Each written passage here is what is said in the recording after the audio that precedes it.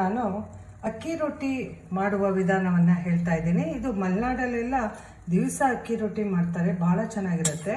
ಈಗ ನಾನು 2 ಕಪ್ ಅಕ್ಕಿ ಹಿಟ್ಟಿಗೆ 2 ಕಪ್ ನೀರನ್ನ ಇಟ್ಬಿಟ್ಟು 1/4 ಟೀ ಸ್ಪೂನ್ ಸಾಲ್ಟ್ ಆಗಲೇ ಹಾಕಿದ್ದೀನಿ.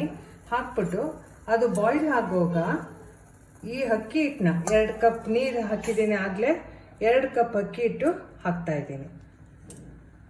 ಇದೇ ಕಪ್ಪಲ್ಲಿ ನೀರು ಮೆಷರ್ಮೆಂಟ್ ಮಾಡಿ 2 ಕಪ್ ಹಾಕಿದ್ದೀನಿ ಆಗಲೇ. ಹಾಕಿ ಆಮೇಲೆ ನೀವೇನು ಮಾಡಬೇಕು, ನೀರು ಆಗಲೇ ಬಾಯ್ಲ್ ಆಗ್ತಾಯಿದೆ, ಈ ಥರ ಅದನ್ನು ತೊಳಸ್ಕೋಬೇಕು. ಇದು ಭಾಳ ಚೆನ್ನಾಗಿರುತ್ತೆ. ಆಮೇಲೆ ಎಣ್ಣೆನೂ ಇರೋದಿಲ್ಲ, ಸೊ ಯಾವುದೇ ಕರಿಗೂ ಹೋಗುತ್ತೆ. ಮಕ್ಳಿಗಂತೂ ಭಾಳ ಒಳ್ಳೆಯದಿದು. ಈ ಥರ ತೊಳಸ್ಕೋಬೇಕು, ಆವಾಗ ತುಂಬ ಸಾಫ್ಟಾಗಿ ಬರುತ್ತೆ. ಸೊ ತೊಳಸ್ಕೊಂಡು ಈ ಥರ ಮಾಡಿದಾಗ ನಿಮಗೆ ಹೊಸಕ್ಕೂ ಚೆನ್ನಾಗಿ ಬರುತ್ತೆ ನೋಡಿ. ಈಗ ಈ ಥರ ನೀವು ತೊಳಸ್ಕೋಬೇಕು ಫಸ್ಟ್. ಈಗ ನಾನು ಹೇಳಿದ್ನಲ್ಲ, ಹಿಂಗೆ ತೊಳಸಿದ್ದೀನಿ. ತೊಳಸ್ಬಿಟ್ಟು ಈಗೊಂದು ದೊಡ್ಡ ವೆಸಲ್ನಲ್ಲಿ ಹಾಕ್ಕೊಡಿ. ಸ್ವಲ್ಪ ಹಿಂಗೆ ನೀರು ಚುಮುಕ್ಸ್ಕೊಂಡು ಈ ಥರ ಉಂಡೆ ಮಾಡ್ಕೋಬೇಕು. ಈ ಥರ ನಾದ್ಬಿಟ್ಟು ಹೀಗೆ ಉಂಡೆ ಮಾಡ್ಕೊಳ್ಳಿ.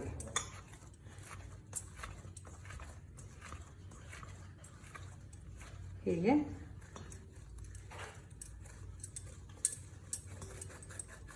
ಉಂಡೆ ಮಾಡಿಕೊಂಡು ಈ ಥರ ಇಟ್ಕೊಳ್ಳಿ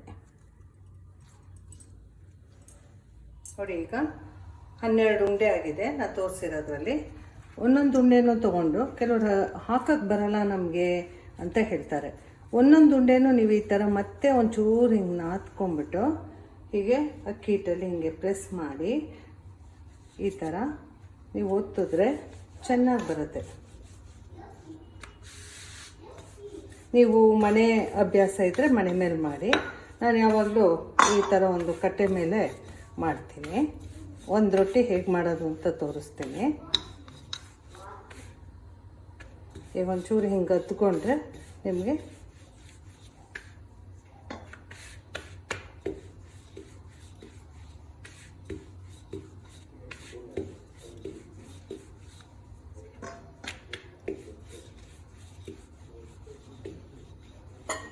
ಹೀಗೆ ಮಾಡಿಬಿಟ್ಟು ಅದ್ರ ಮೇಲೆ ಸ್ವಲ್ಪ ಹೀಗೆ ನೀರನ್ನ ಲೇಪನ ಮಾಡಬೇಕು. ಮಾಡಿಬಿಟ್ಟು ಹೀಗೆ ಕೈಗೆ ಎತ್ಕೊಂಡು ಹೆಂಚು ಮೇಲೆ ಹಾಕಿ. ಒಂದು ರೊಟ್ಟಿ ಬೇಯೋದನ್ನು ತೋರಿಸ್ತೀನಿ. ಅಷ್ಟರೊಳಗೆ ನೀವು ಇನ್ನೊಂದು ರೊಟ್ಟಿನ ರೆಡಿ ಇಟ್ಕೋಬೋದು. ಅದು ಬೇಯಬೇಕು, ನೀರನ್ನ ಹಚ್ಚಿದ್ದೀವಲ್ಲ ಆ ನೀರಲ್ಲೇ ಬೇಯುತ್ತೆ. ಇದೊಂದು ಟಿಪ್ಸು. ಒಂದೊಂದ್ಸಲಿನೂ ಉಂಡೆನ ಈ ಥರ ಮಾಡ್ಕೊಂಬಿಟ್ರೆ ನಿಮಗೆ ಯಾವುದೇ ಕಾರಣಕ್ಕೂ ಅದು ಒಡೆಯಲ್ಲ, ಮತ್ತು ನಿಮ್ಗೆ ಹಾಕೋಕ್ಕೆ ಕ್ಲೀನಾಗಿ ಬರುತ್ತೆ. ಅದು ಬೇಯೋದ್ರೊಳಗೆ ಇನ್ನೊಂದು ಹೊಸ್ಕೋಬೋದು.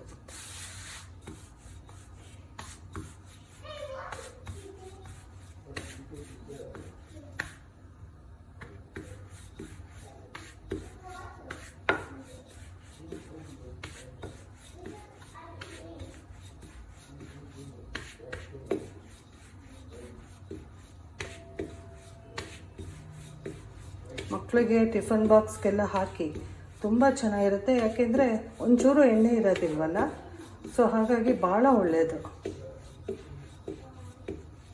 ನೋಡಿ. ಈಗ ಈ ರೊಟ್ಟಿನೂ ರೆಡಿ ಇದೆ. ಈಗ ಹೆಂಚು ಮೇಲೆ ಹಾಕಿದ್ದೀವಲ್ಲ, ಅದಕ್ಕೆ ಮತ್ತೆ ಏನು ಮಾಡ್ತೀರಾ, ಒಂಚೂರು ನೀರನ್ನ ಹೀಗೆ ಲೇಪನ ಮಾಡ್ತೀರಾ. ನಿಮ್ಗೆ ಅಭ್ಯಾಸ ಇಲ್ಲದಿದ್ದರೆ ದೋಸೆಕಾಯಿ ಯೂಸ್ ಮಾಡಿ. ಬೇಯಬೇಕೀಗ. 2 ಕಡೆನೂ ನೀರು ಹಚ್ಚಿದ್ದೀವಿ. 2 ಕಡೆನೂ ಬೇಯೋದನ್ನು, ಒಂದು ರೊಟ್ಟಿ ಬೇಯೋದನ್ನು ತೋರಿಸ್ತೀನಿ. ಅಭ್ಯಾಸ ಇಲ್ಲದೆ ಇದ್ದವರು ನೀವು ಚುಂಚ್ಕ ಅಂತಿರಲ್ಲ, ದೋಸೆಕಾಯಿನ ಉಪಯೋಗಿಸ್ಕೋಬೋದು.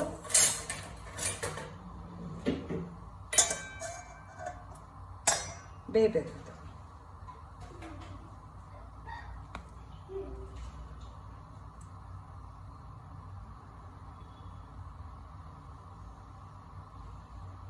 ಸ್ವಲ್ಪ ಹಿಂಗೆ ಮೂವ್ ಮಾಡಿದಾಗ ಬಂದಿರುತ್ತಲ್ಲ, ಈಗೇನು ಮಾಡಿ ಅದೇ ಗ್ಯಾಸ್ ಮೇಲೆ ಈ ಥರ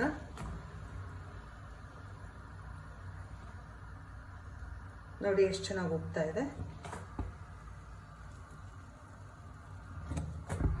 ಬೇಕಾದರೆ ಗ್ಯಾಸ್ ಮೇಲೆ ಹಾಕೋಬೋದು, ಇಲ್ಲದೇ ಬರೀ ಹೆಂಚು ಮೇಲೆ, ನಿಮ್ಗೆ ಅಭ್ಯಾಸ ಇಲ್ಲ ಅಂದರೆ ಬರೀ ಹೆಂಚು ಮೇಲೆ ಬೇಯಿಸ್ಕೋಬೋದು. ಅಷ್ಟೇ ನೋಡಿ ಹಾಗೆ ಅಷ್ಟೇ. ಅದೇ ರೀತಿ ಇನ್ನೊಂದು ರೊಟ್ಟಿನ ನೀವು ಮಾಡಿ ಚೆನ್ನಾಗಿರುತ್ತೆ.